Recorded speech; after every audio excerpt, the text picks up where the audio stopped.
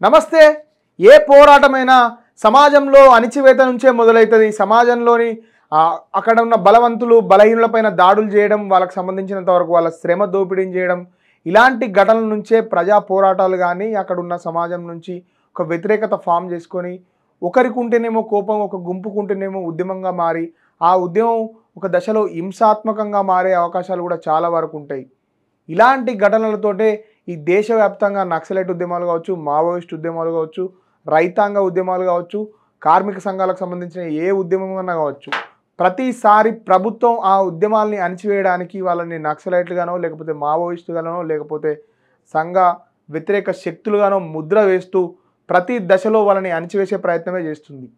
ఈ సమస్యలన్నిటికీ కారణం ఆకలి, అవమానము, సమానమైన అవకాశాల్లో సమానత లేకపోవడం. ఇలాంటి అంశాలని ప్రభుత్వాలు కానీ అధికారంలో ఉన్న పార్టీలు కానీ ఆలోచించకుండా కేవలం వీళ్ళని సంఘ వ్యతిరేక శక్తులుగా లేకపోతే దొంగలుగా లేకపోతే ఇంకో విధంగా చిత్రీకరించి వాళ్ళని అణిచివేయడానికి వీళ్ళని ఏ విధంగా అయితే అణిచివేస్తే సమాజం నుంచి వ్యతిరేకత రాదో ఆ విధంగా వాళ్ళపైన దాడులు చేయడం, వాళ్ళని అణిచివేయడంలో భాగంగానే దేశవ్యాప్తంగా నక్సలైట్లపై దాడులు జరుగుతున్నాయా?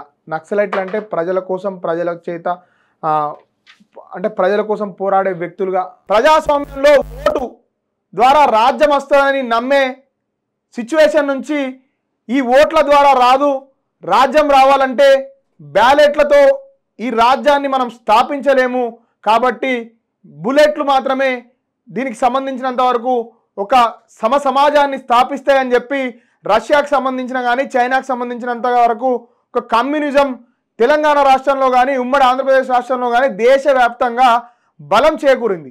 బలం చేకూరిన ప్రతిసారి ఆకలికి సంబంధించినంత వరకు కానీ ఆదివాసీ గూడాల మీద కానీ లేకపోతే అడవుల్ని కబ్జా చేయడానికి కార్పొరేట్ శక్తులు ప్రయత్నించిన ప్రతిసారి దాన్ని అడ్డుకోవడానికి అక్కడున్న ఆదివాసీలు తమకు సంబంధించిన ఏదో ఒక పోరాటాన్ని లేకపోతే ఏదో ఒక యుద్ధ పందాన్ని ఎంచుకొని అక్కడ ఉన్న వస్తున్న ఈ కార్పొరేట్ శక్తుల్ని అడ్డుకునే క్రమంలో వాళ్ళని నక్సలైట్లని లేకపోతే అభివృద్ధి విరోధకులు అని చెప్పి లేకపోతే ఇంకొక పేరు చెప్పి రాజ్యం ఆ పేద ప్రజల్ని అణిచివేయడం, రాజ్యానికి పరిపాటిగా మారి రాజ్యం ప్రతిసారి ఒక కొత్త అంటే ఒక నక్క కొత్త ప్రతిసారి వేటకు వెళ్లే ముందట తోడేలు రూపం వేసుకున్నట్టు ఇంకోసారి జింక రూపం వేసుకున్నట్టు ప్రతిసారి ఒక కొత్త వ్యూహంతో ముందటికి పోయి అక్కడ ఉన్న సహజ సంపదని దోచుకోవడానికి ప్రయత్నించింది. ఇందులో భాగంగానే మనం చూసినట్టయితే తెలంగాణలో కానీ ఆంధ్రప్రదేశ్లో కానీ నక్సలైట్ ఉద్యమాలు తీవ్రంగా జరుగుతున్నాయి. నక్సలైట్ ఉద్యమాలు తీవ్రంగా జరిగినప్పుడు ఆ నక్సలైట్లు చాలామంది ఆ ఉద్యమాలలో మొదటి దశలో చదువుకున్న వాళ్ళు ఇంకా మేధావులు ఇలాంటి వాళ్ళు వచ్చిన కాడి నుంచి దాని తర్వాత కూడా ఆ ఉద్యమాలు కూడా పొల్యూట్ కావడం జరిగింది. అక్కడ కూడా కుల వివక్ష తీవ్రంగా ఉందని చెప్పి చాలా అంశాల మీద చర్చ జరుగుతూ దాంట్లో చాలా సంఘాలైనవి. ఇవన్నీ జరుగుతున్న నేపథ్యంలో ఇప్పుడు మనం చూసుకున్నట్టయితే 2009లో ఆపరేషన్ గ్రీన్ అంట్ కానీ దాని తర్వాత వచ్చిన ఆపరేషన్ సమాధాన్ కానీ దాని తర్వాత వచ్చిన ఆపరేషన్ కగారు కానీ ఆంధ్రప్రదేశ్లో నక్సలైట్ల ఏరివేతకు స్పెషల్గా ఫామ్ చేసిన డిపార్ట్మెంట్ గ్రేహౌండ్స్ కానీ ఇవన్నిట్ల నుంచి విపరీతమైన ప్రెషర్ ఎదుర్కొంటున్న నక్సలైట్లు ఏరివేతకు గురవుతున్నారనే చెప్పచ్చు. దాదాపు కూడా నిన్న మనం చూసినట్టయితే తెలంగాణ గ్రేహౌండ్స్ దాదాపు 6 మావోయిస్టులని ఎదురుకాల్పుల్లో కాల్చివేయడం జరిగింది. ఇంతకుముందుకు ఛత్తీస్గఢ్కి సంబంధించినంత వరకు గచ్చిరోలిలో ఒక భారీ ఎన్కౌంటర్ జరిగింది. బరాబర్ ఒక నెల కింద మహారాష్ట్ర ప్రాంతంలో 12 మంది నక్సలైట్లని కాల్చి చంపిన పోలీసులు. ఎటు చూసినా ఈ వార్తలతో మొత్తం నక్సలైట్ల ఏరువేతకు రంగం సిద్ధమైందా, నక్సలైట్లు అంతరించిపోనున్నారా అనే ప్రశ్నలు పేద ప్రజల నుంచి మరియు లోయర్ సెక్షన్కి సంబంధించిన అంటే నక్సలైట్లే న్యాయం చేస్తారు, నక్సలైట్లు వస్తే మాకు న్యాయం జరుగుతుంది అని చెప్పి నమ్మే వర్గాల ప్రజల నుంచి బలంగా వినిపిస్తున్న ప్రశ్నలు. అసలు ఏం జరుగుతుంది నక్సలైట్ల ఏరువేతలో?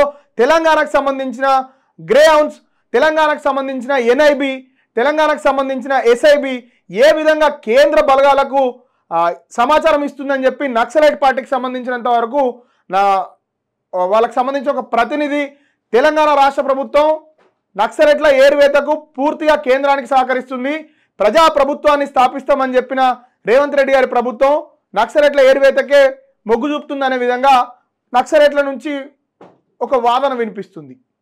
ఇలాంటి చాలా అంశాలు మనం చూసినట్టయితే దాదాపు కూడా ఈ సంవత్సరంలోనే 8-9 ఎన్కౌంటర్లు జరిగినాయి. ప్రతి ఎన్కౌంటర్లో కూడా 10 నుంచి 15 మంది నక్సలైట్లని కోల్పోవడం జరిగింది. ఏఓబి అంటే ఆంధ్ర అండ్ ఒడిశా బార్డర్కి సంబంధించినంత వరకు తీవ్రమైన గాలింపు చర్యలు తెలంగాణ ఎస్ఐబి కానీ, తెలంగాణ ఎన్ఐబి కానీ, తెలంగాణకు సంబంధించిన గ్రేవన్స్ కానీ చేపట్టడం జరిగింది. దాంతో కూడుకున్నంత వరకు ఆపరేషన్ కగారు అని చెప్పి సెంట్రల్ గవర్నమెంట్ ఒక కొత్త ఆపరేషన్ని నక్సలైట్ల ఏరువేతలో సునిశ్చితంగా చాలామంది ఐపీఎస్లను నియమించి చాలా వేల కోట్ల డబ్బులను ఇస్తూ వాళ్ళ ఏరువేతకు కూడా రంగం సిద్ధం చేసింది. 2026 మార్చి నాటికి దేశవ్యాప్తంగా నక్సలైట్ అనే సమస్యను లేకుండా నిర్మూలిస్తామని చెప్పి అధికార పార్టీ చెప్తుంది. నక్సలైట్ల నుంచి కానీ నక్సలైట్లను సపోర్ట్ చేసే వర్గాల నుంచి వచ్చే వాదన ఏంటంటే నక్సలైట్లు ఎక్కడి నుంచో వస్తలేరు, ఆకలి బాధల నుంచి, అవమానాల నుంచి, కుల వివక్ష నుంచి, లేకపోతే భూస్వామ్య పోరాటాల నుంచి మాత్రమే నక్సలైట్లు వచ్చిర్రు, లేకపోతే ఈ అడవిని కార్పొరేట్ శక్తులు దోచుకోకుండా అడ్డుకోవడానికి మాత్రమే అక్కడ ఉన్న ఆదివాసీలు నక్సలైట్లుగా పనిచేస్తూ వాళ్ళకు సంబంధించినంత వరకు వాళ్ళ అడవిని కాపాడుకుంటున్నారని నక్సలైట్లకు కానీ వాళ్ళకు సంబంధించినంత వరకు వాళ్ళ వాదన. తెలంగాణలో కానీ, ఉమ్మడి ఆంధ్రప్రదేశ్లో కానీ, ఛత్తీస్గఢ్లో కానీ, ఒడిశాలో కానీ ఈ నక్సలైట్ల సమస్య తీవ్రంగా ఉండడానికి కారణం ఏంటంటే ఇక్కడ పేదరికం ఉన్నది.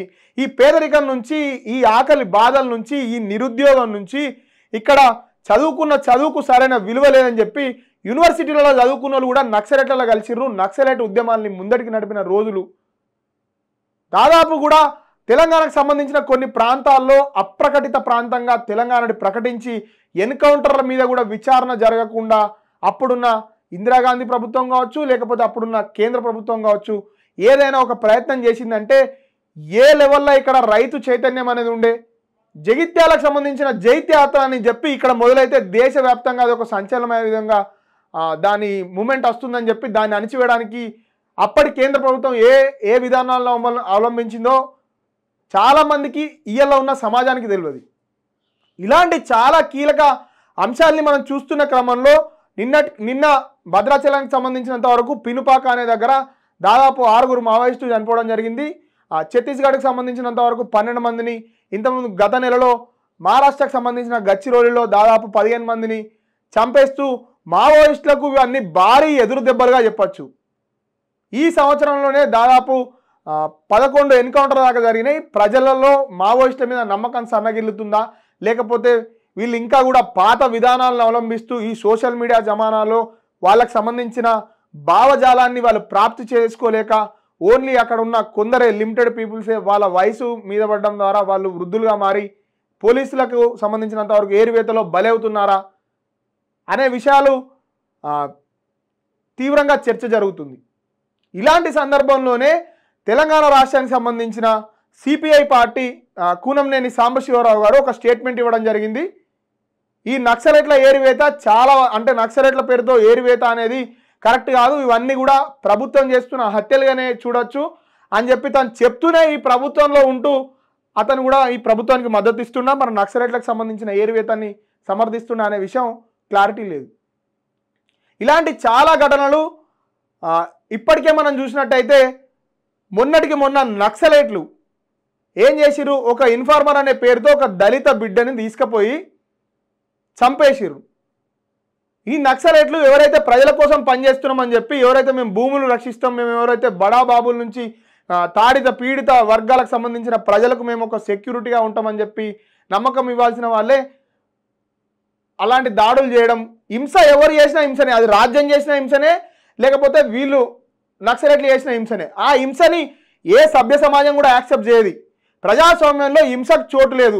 మనం ఒక విషయం గమనించినట్టయితే ఛత్తీస్గఢ్కి సంబంధించినంత వరకు మహేంద్ర కర్మ అక్కడ ఉన్న దాదాపు ఆదివాసీలందరినీ కూడా ఏం చేసిందంటే ప్రభుత్వానికి మీరు అప్రూవర్గా మారండి, నేను మీకు గన్స్ ఇస్తా అని చెప్పి గన్స్ ఇప్పించి వాళ్ళని ట్రైనింగ్ ఇప్పించి సల్వాజుడం పేరుతో ఒక కార్యక్రమాన్ని రన్ చేసి ఆదివాసీల మధ్యలోనే ఒక డివైడ్ తీసుకొచ్చే ప్రయత్నం చేస్తే అతన్ని అక్కడ ఉన్న వాళ్ళు నక్సలైట్లు ఒక ఎలక్షన్ క్యాంపెయినింగ్ కోంగా దొరకబట్టి ఆయన కొడుకుని దాదాపు కూడా విపరీతంగా టార్చర్ చేసి అత్యంత ఘోరంగా హత్య చేయడం జరిగింది. సల్వాజుడం ఫెయిల్ అయింది, ఆపరేషన్ గ్రీన్ అండ్ ఫెయిల్ అయింది, ఆపరేషన్ సమాధాన్ ఫెయిల్ అయింది, ఆపరేషన్ కగారు కూడా 2020 మార్చి నాటికి ఈ దేశవ్యాప్తంగా ఉన్న ఈ సమస్యని నక్సలైట్ల సమస్యని కానీ మావోయిస్టుల సమస్యని కానీ మేము నిర్మూలిస్తామని చెప్తున్నారు. కానీ రాష్ట్రం కానీ కేంద్రం కానీ ఎవరైనా గమనించాల్సింది ఏంటంటే నక్సలైట్లు ఎక్కడి నుంచి వస్తారు? నక్సలైట్లు అంటే ఎవరు? ఆకలి, నిరుద్యోగం, అవమానం, కులం పేరుతో దాడులు, కొందరు కార్పొరేట్ శక్తులకు సహజ సంపదను దారాదత్తం చేస్తే అక్కడున్న పేద ప్రజలు కానీ అక్కడున్న మేధావులు కానీ వాళ్ళకు వ్యతిరేకంగా పోరాడితే వాళ్ళని అర్బన్ నక్సలైట్ల పేరు మీద ఒకవైపున ఎన్ఐఏ రైడ్లు చేస్తుంది. సిటీలలో దానికి సంబంధించిన సాహిత్యాన్ని రాయడం కానీ లేకపోతే దానికి సంబంధించిన మద్దతు ఇచ్చే వ్యక్తులందరి మీద కూడా నేషనల్ ఇన్వెస్టిగేషన్ ఏజెన్సీ కేసులు కుప్పలు తిప్పలుగా పెడుతూ ఒక్కొక్కరిని దాదాపు సంవత్సరాల లోపల పెట్టి బెయిల్స్ రానియకుండా యూఏపీఏ చట్టాన్ని ప్రయోగించి తీవ్రమైన ఇబ్బందులకు గురి చేయడం జరుగుతుందని చెప్పి మావోయిస్టు సంఘాలు, మావోయిస్టు అనుభూత అంటే దానికి సంబంధించినంత వరకు సానుభూతి పరులు ఇది ప్రజాస్వామ్యం మీద జరుగుతున్న దాడి ప్రశ్నించే గొంతుకులకు ఖచ్చితంగా కూడా ప్రభుత్వం ప్రొటెక్షన్గా ఉండాల్సింది పోయి ఒక విచ్ హంట్ పేరు మీద అంటే ఒక క్రూరమైన వేట చేస్తుంది. ఇటేమో అర్బన్ నక్సలైట్ల పేరు మీదనేమో ఇక్కడ ఈ దాడులు జరుగుతున్నాయి. అక్కడ మన్యంలో పోరాడుతున్న వీరుల్ని అణచివేస్తున్నారు అని చెప్పి అంటే పేద ప్రజల కోసం, ఆదివాసీల కోసం, దళితుల కోసం, లోయర్ సెక్షన్స్ కోసం పోరాడే వాళ్ళందరి మీద హత్యలు జరుగుతున్నాయని చెప్పి ఈ విధంగా చూస్తే మావోయిస్టులు తమ ఉనికిని కోల్పోతున్నారు మెల్లమెల్లగా అనేది మనకు అర్థమవుతుంది. ఇలాంటి సమయాలలో తెలంగాణ కానీ దేశవ్యాప్తంగా ఉన్న మావోయిస్టు సంఘాలు హింసని వీడి ప్రజాస్వామ్యానికి సంబంధించినంత వరకు ప్రజాస్వామ్యం మీద నమ్మి వాళ్ళు వచ్చి ప్రజలతో పనిచేయాలని ఎవరైతే మావోయిస్టులకు సంబంధించినంత వరకు సానుభూతి పరులు ఉన్నారో, ప్రజాస్వామ్యవాదులు ఉన్నారో వీళ్ళందరూ కోరుకుంటున్నారు. ఈ ఎన్కౌంటర్లు ఎక్కడ అవుతాయి? 2026 మార్చి నాటికి ఆపరేషన్ కగారు కేంద్రం చెప్తున్నట్టుగా ఈ దేశవ్యాప్తంగా ఉన్న నక్సలైట్ సమస్యని తుడిచిపెట్టేస్తుందా? ఇలాంటి మరిన్ని కీలక అప్డేట్స్ కోసం చూస్తూనే ఉండండి మన తొలి వెలుగు.